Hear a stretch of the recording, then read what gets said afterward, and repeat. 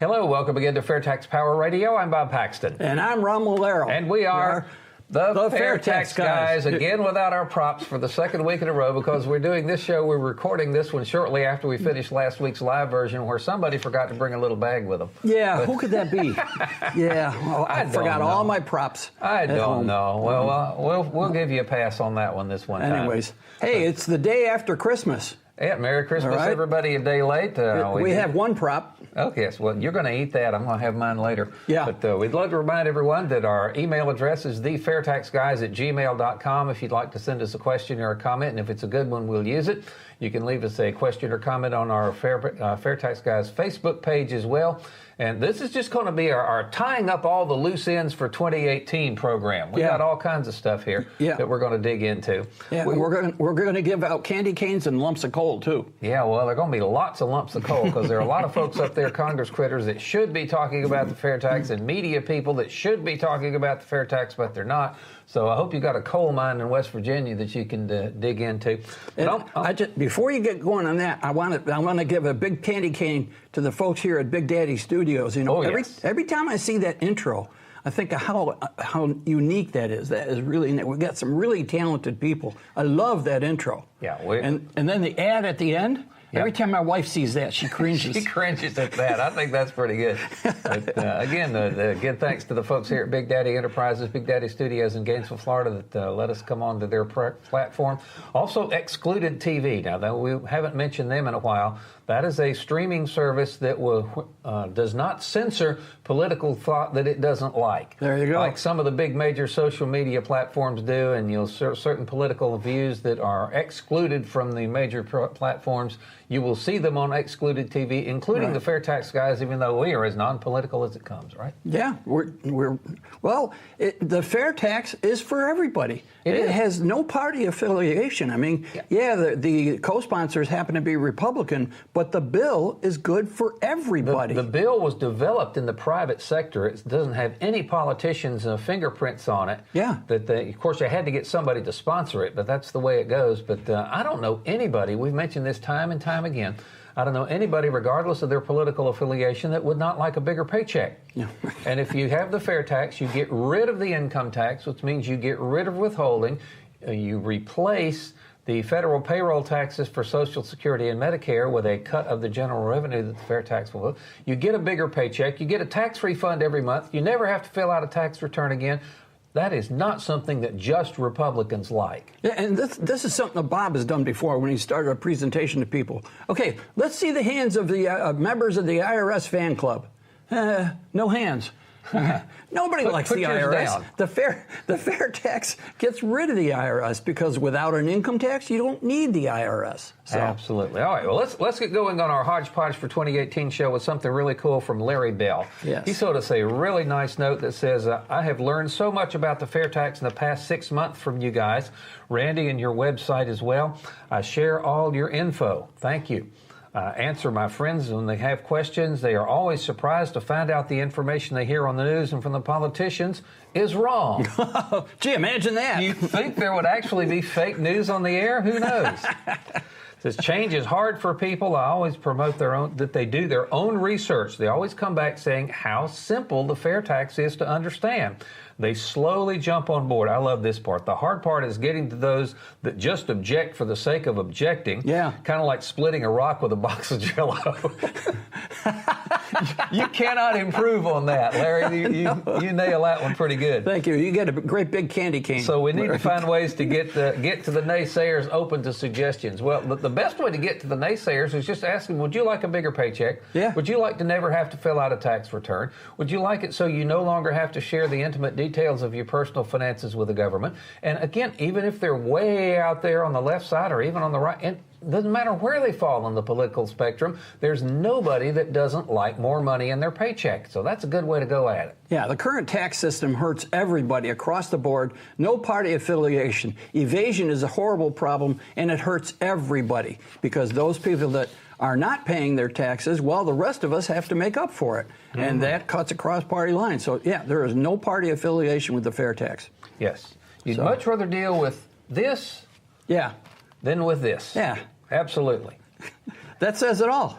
It does. So something you really wanted to get into on this program to make sure we got it was a piece that we found in The Hill that was written by, let's see, where's my notes here? Who these guys are. Bradford Jordan and Thomas Miller. Bradford Jordan, a professor of finance and holder of the DuPont Endowed Chair in Banking and Financial Services at the University of Kentucky. And Thomas Miller is a professor of finance and holder of the Jack R. Lee Chair at Mississippi State University and a senior affiliated scholar with the Mercatus Center at George Mason University. These are highly educated, learned fellows who got together and wrote this article that says 0 is the correct corporate tax rate. Well, let's thank Randy for sending this along. He finds these great tidbits and sends us an email or text message.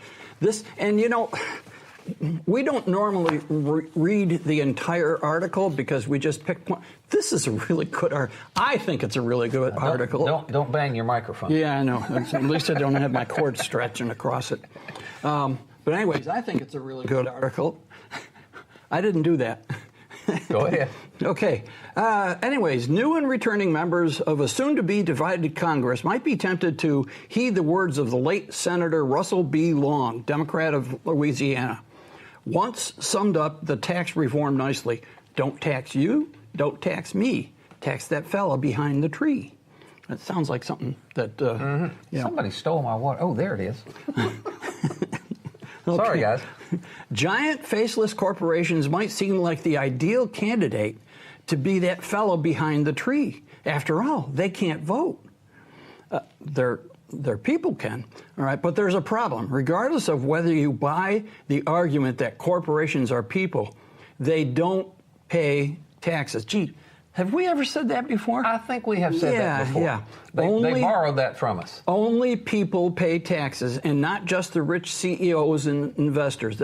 We've said this over and over again. Neil Bort said it every day he was on the air. Corporations don't pay taxes. Corporations are made of people. People pay taxes. All right. So who pays the corporate tax? Customers. They're one. All right. Customers pay a part of it in the form of higher prices. Workers, they pay a part because if they can't raise their prices, if they're in a very competitive market and they can't really raise their prices, they have to cut their expenses somehow. If somebody, if the U.S. increases taxes, you gotta make a profit. You're going out of business. So you have to cut labor. Well, that's not good because people lose their jobs. And sometimes you have to cut dividends to the shareholders. And those are people too. So the business owners and the stockholders, they pay the taxes. And we've said this before, corporations don't pay taxes. People pay taxes because corporations are made up of people and they sell to people. Mm-hmm. So it's corporate taxes and the incredible compliance costs that come along with our incredibly complex income tax system are just like any other cost of doing business. It gets passed on to the consumer. The consumer pays it. Yep. And keep this in mind too. Stockholders, you might think, some rich people live in another part of the country. No, stockholders include just about anybody who participates in a public or private pension plan. Ooh, that's a lot of us. You got a 401k? Yeah. You are a stockholder. That's right. It's not just the wealthy, okay? Key feature of tax cuts of the Tax Cuts and Jobs Acts of 2017. First major overhaul in decades is the permanent lowering of the federal corporate tax rate from 35 to 21. Don't you love that word permanent until the Congress critters decide to change it? Well, they'll have to. The House and Senate will have to vote on it, and the president will have to sign it. So it's going to be permanent for a while. All right. Okay. That's good news, but does it go far enough, they ask. Oh, these are people after my own heart. Why not just eliminate the corporate tax altogether? Oh, my gosh. What a novel idea. But they have to pay their fair share. Yeah. But they pass it on to people. Many profitable corporations already pay little or nothing in taxes. Who can blame them? The managers of a corporation have an ethical duty to act in the best interest of those wealthy and not so wealthy stockholders. Yeah, if there's legal ways to reduce their corporate tax burden, they need to do it. If it's legal, do it. I mean, we take the standard deduction. Of course we do. It's legal. Absolutely. It'd be crazy not to. Firms spend time, effort, and huge sums of money to legally reduce their tax bills. Now remember this, in 2011, GE paid no taxes, but they famously filed a 57,000-page tax return. Now, when you think that a ream of paper is 500 pages, can you imagine how tall 57,000 was? How many reams of paper went into that? It wouldn't fit on camera here, that's for sure. So what about the compliance costs? What did it cost to create that 57,000-page tax return? All the CPAs and tax attorneys, divisions of them, because GE is a big international corporation. So anyways, yeah, they paid no taxes, but they did it legally. In many corporations, if many corporations are already effectively paying nothing in taxes, why bother with an official tax rate? And that's another thing. Congress has a certain corporate tax rate, but then they put in all kinds of legal loopholes to let them reduce their burden, and some of them can legally end up paying little or no taxes. 100% legal. With a 0% tax rate, corporations would not need to scour the tax code or the world for loopholes or prepare millions of pages of returns. Think of all the talented lawyers, accountants, and financial analysts that could do better things with their time. Yeah, like help their people invest their money wisely. Yeah, now that's one thing Jade says. A common misconception is that these financial services industry like that, CPAs and all, would hate the fair tax because it's going to put them out of business. No, it will not. No, it won't. They got lots of other stuff to do. Another approach, closing tax loopholes so corporations can't avoid paying, is easier said than done. The problem is, as Senator Long also observed, is that I love this. A tax loophole is something that benefits the other guy. If it benefits you, it's tax reform. A lot of truth there. Yeah. Abolishing the corporate rate completely and permanently closes tax-related loopholes and ends the never-ending efforts for lobbying for them. And the next part I really like here, because as a retired chemistry teacher, I wouldn't have thought of this myself. Moreover, it's not clear if the federal government pulls enough money from the corporate tax rate to make up for the economic distortions it creates. Yeah, so it says that this year the IRS will collect about $225 billion in total corporate taxes.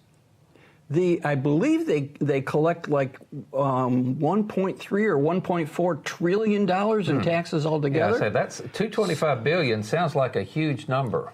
But break that out into a per person and you get?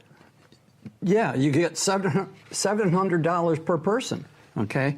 And the economic distortions, the tax code causes a lot of problems for companies. It costs them lots of money, all right? And they have to hire tax attorneys and CPAs and so forth, have divisions, they have all kinds of, unless it's a really small corporation, and then they just try to do it themselves with the software, and you can't be sure that you're taking advantage of every legal loophole. Okay? It causes problems. It costs people problem. I remember a figure from, I think, Steve Hayes or something, that it costs corporations about $430 billion a year just to comply with the tax code. That money is rolled into the cost of their products and services. So what is it really saving? That money is not available to give raises and benefits with. That money is not available to pay in dividends to stockholders. Yeah. So people are paying that tax, and they're paying the compliance cost as well. So these guys continue. I'll be finishing up here. In broader terms, taxing of any kind is a bad idea. Whoa. It's smarter to tax consumption. Whoa. What a novel idea. There you go. Focusing on consumption means taxing what we choose to spend without penalizing us for what we're able to earn. In this way, consumption taxes promote savings. Savings is important because when a lot of people put money in savings, it's available to others to expand their business. It's very important. Another reasonable guideline is to broaden the tax base and lower the rate. Yeah, because a sales tax, a consumption tax, would affect everybody in the country, whereas the income tax affects like 140 million. Of course, the fair tax would affect people whose spending is above the poverty level. You do not owe a dime under the fair tax until you've met your family's basic needs. Yep. So the tax that you pay on that level of spending up to the poverty level is reimbursed to you in the prebate. We've been over that quite a number of times. That's one thing that you need to know. You do not pay any federal tax out of your pocket until you've taken care of your family. Your family, not the government, is your highest spending priority with the fair tax. There you go. All right. And this is a great sentence here. High tax rates make tax avoidance and evasion more profitable and prevalent. And so who pays for the evasion? You got 1/5 of the people not paying their income tax. 4/5 of the people are making up for that. All right, so that's an extra cost. So they're pointing out all the problems with the income tax, which Bob and I have been doing for years now, and it's good to have allies, lined up with us here. Lower tax rates lead to less economic distortion. That's the economist's way of saying screws things up. Yeah, that'll do it. Putting these elements together, a small revenue-neutral consumption tax like a national retail sales tax broadens the base using a lower tax rate and would be more reliable and less damaging than a corporate income tax. They're making the case for us. That's what Paul Ryan said when he tried to come up with his better way plan and twist the income tax around into a pretzel and make it come up with all the benefits of a consumption tax. They know this. The Congress critters know the benefits of a consumption tax. That's right. But they just make too much fun and profit messing with a tax code. So, anyways, our hats off to Bradford Jordan and Thomas Miller. You get 2 big candy canes. You notice they did everything but mention the fair tax by name. We'll have to send them a palm card. Yeah, we're very happy. Thanks for that article. Thanks, Randy, for sending it our way because we like it because it agrees with us. Well, it's the truth. I mean, it is. When you tax a line in that article you didn't read, when you tax something, you get less of it. Yeah, especially when an income tax, So why tax labor, why tax capital, why tax stuff that the economy needs to thrive and survive, then why tax savings? Tax works it a lot easier. Yeah, why tax savings and investment? That's crazy. Yeah, you want more savings and investment, so don't tax it. Yeah. So, okay, let's see. Now it's time for a lump of coal. All right, let them have it. A different fraud concern. National taxpayer advocate Nina Olson is raising concerns about innocent taxpayers who are swept up in the IRS's efforts to combat refund fraud. That's when people file and you get like 1,500 refunds sent to the same address. Yeah. And sometimes it just like Bob mentioned, it can be phony refunds, phony tax returns getting a refund. Sometimes it can be a real tax return in which the person is overstating their expenses and underreporting their income so that they get a higher refund. So that's the whole idea. The system we've got now is so prone to fraud. Yeah. It is so prone to errors. It is so easy to manipulate. You're leaving billions of dollars on the table. Why are we doing this? Yeah, it just doesn't make sense. All right. Between January and October of this year, false positive rate for return flagged. Now, they have computers at the IRS. A lot of returns are sent in electronically. I think more are sent in electronically than by paper now. And the computers are set to flag, certain returns. Understand, computers have no intelligence. They can't think. Yeah. They can't look at something and assume or try to figure out what's going on. They just have these rigid, if this occurs, we're going to flag it. Yeah. Even if they can't try to look at the circumstances and see if it's something that would be legitimate or not. A computer cannot think. So it flags all these returns. The IRS people have to go after them. Well, it turns out that 81% of those returns flagged are completely legitimate. So the IRS is wasting their time and your time, the time of those 81%. And hassling people in the process. Yeah, for nothing at all, okay? And so anyways, now for suspected fraud stemming from ID theft, that's the other part of it, okay? The rate was about 63%. So it's looking at these returns and saying, oh, I think this is a fraudulent return, and 63% of them are not. So it's harassing all these people, wasting the IRS time, wasting taxpayers' money. And so the whole idea of the income tax gets a giant lump of coal. Indeed. Yeah. And we'll give Nina Olson a candy cane for her effort to that's right. Bring this out to the light. Yeah. So, anyways, that's all I got. Can we go home now? No, we got another 11 minutes to go here. What are we going to do?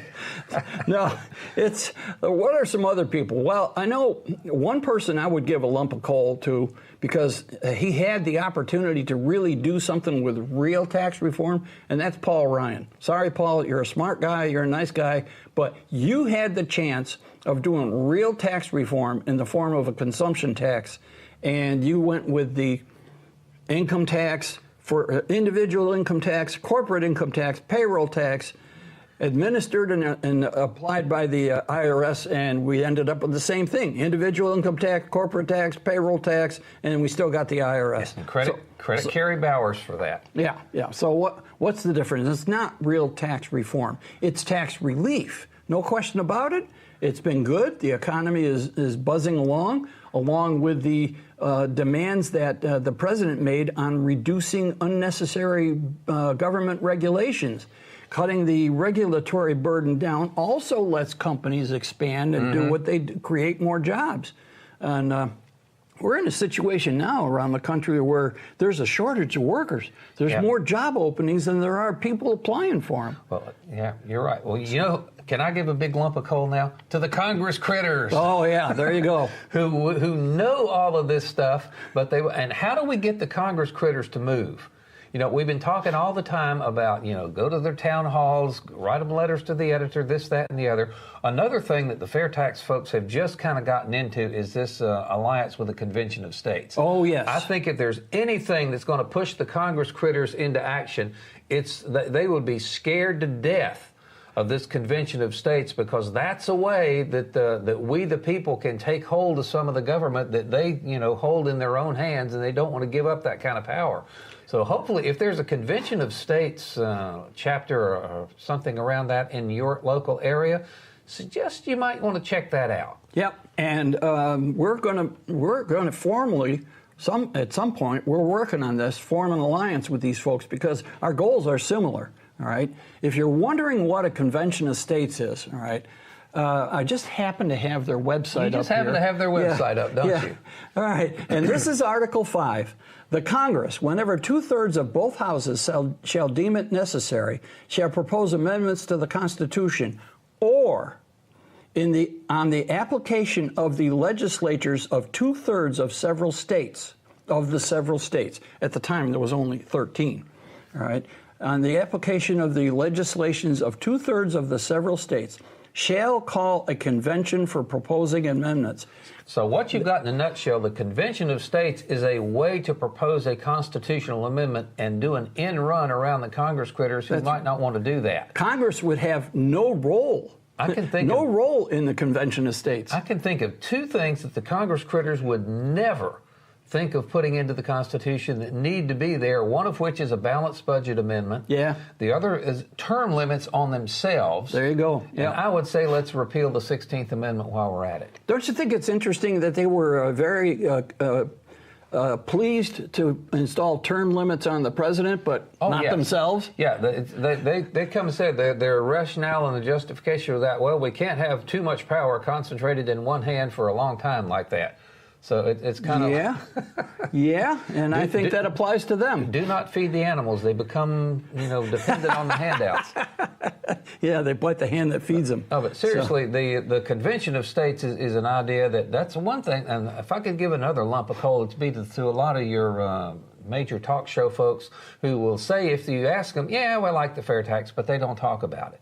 Now, Mark Levin is big on the Convention of States things. Yeah. And if we can get the fair tax and the Convention of States tied together, just the threat of a Convention of States, I would think, would be enough to make the Congress critters quite a bit more receptive to the voices of we the people than they are now. Because right now, they're only listening to the lobbyists that come around with campaign cash. Now, it's not easy to do this convention of states. You need 34 states to propose an amendment, and you need 38 states. And it's not voted on. The procedures are voted on by their delegates, but it's actually the legislatures of 38 states have to vote up or down, have to vote in favor of a proposal. So it's a high threshold, no question about it. But it can be done. It can be done by the people, and it can be done without Congress. This is very important. Yep. And one of the things that we would have them do, repeal the 16th Amendment. Yes, repealing the 16th Amendment. Again, it took a constitutional amendment back in 1913 to allow the federal government to even collect an income tax. They tried it before that, and the Supreme Court knocked it down, said it was unconstitutional. Yep. The Founding Fathers knew what they were doing when they said there will be no direct taxation, no income tax on this thing. And the government tried it, the Supreme Court knocked it down, and of course the folks that wanted an income tax came off with, it's just a very small tax, and it's only going to affect a very small portion of the people, so you can go ahead and trust us with this power. It's not going to hurt you. And within less than a generation, like 30 years, from 1913 to 1943, not only was it hitting everybody at a high rate, they were taking your money out of your paycheck before you get it. That still makes my blood boil every time I think about withholding. Well, it's a disgusting idea. It's the government setting itself up as everybody's highest spending priority. You'll pay me before you feed your family. That's garbage. That needs to go away. And if it takes a convention of states to make that go away, go for it. Yep. That's right, because when the 16th Amendment is repealed, the fair tax is the only game in town.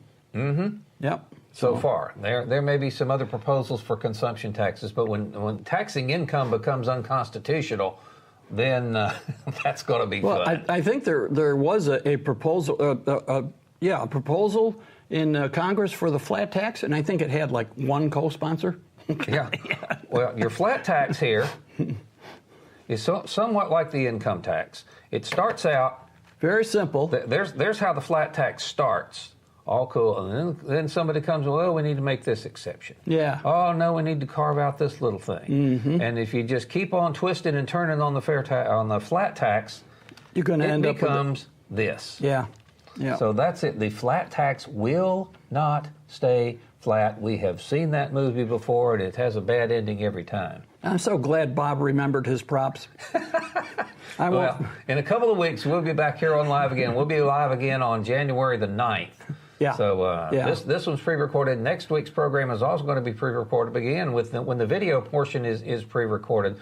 We're still on live with our comments as this is being streamed. So you can talk to us live, and Randy will be here, and I'll be here, and Ron will be here. Yep. So the comments will be live, and we'll be. You got questions? We'll answer to the best of our ability. Send you a link, whatever it requires. Let me remind people. Well, I don't have a candy cane to give you, but I can give you a Christmas cookie. Oh, thank you. Here, enjoy. See? Isn't he a great guy? Yes. Yes, and modest too. You asked. Let me remind everybody about the social media site that is up and running just for fair tax proponents. It's you can reach it at member.fairtax.org. Member.fairtax.org. They call themselves FAIRtax USA.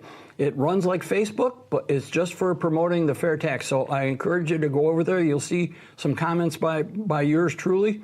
It's a good way to share ideas. In our last episode, we had Jim Bennett, who was talking about all the great things that volunteers are doing around the country. You can share it on FAIRtax USA and get some ideas and like cross-pollinate. So that's good. And get a hold of people like Jim who can help you organize your local grassroots thing. Yeah. Now, if you had your props here, you could talk about the FAIRtax logo store, couldn't you? Yeah. Anyways, I'm not going to let you leave that down. This shirt, this hat, I'm not sure if they have ceramic mugs, but they have travel mugs and so forth, and they have tote bags, and they have shopping bags. They have all kinds of paraphernalia to show your support for the fair tax.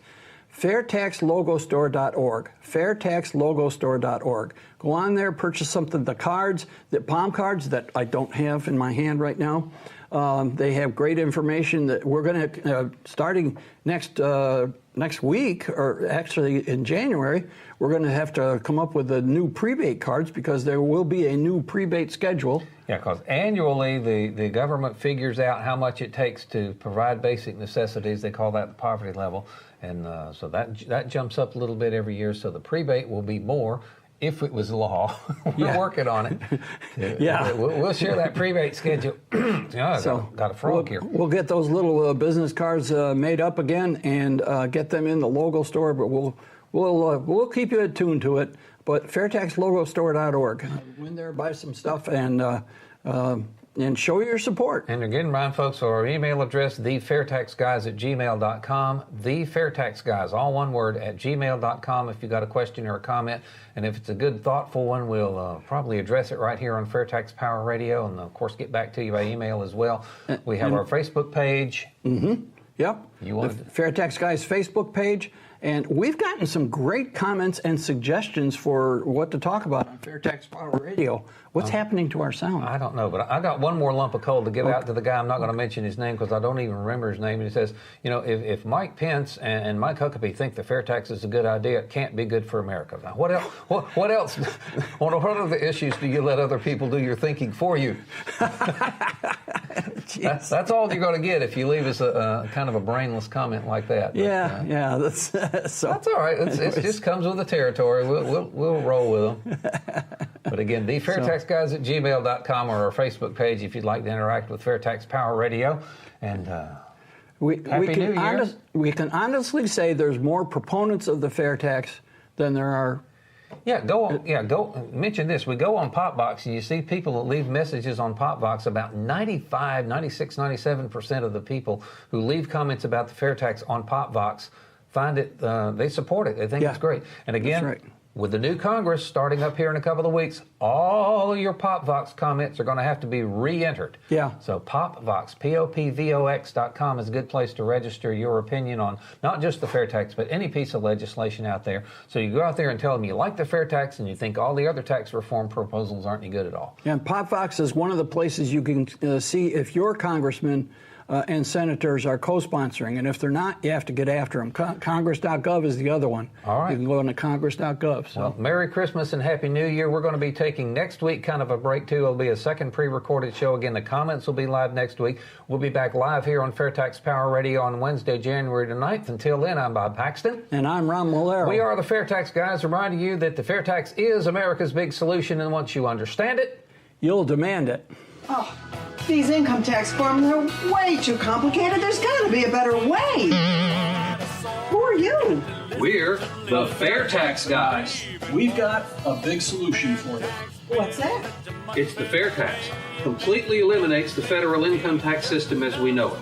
No more withholding, no more payroll taxes, no more tax returns ever, no more IRS. All gone. And I guarantee you, once you understand it, you'll demand it. Yeah.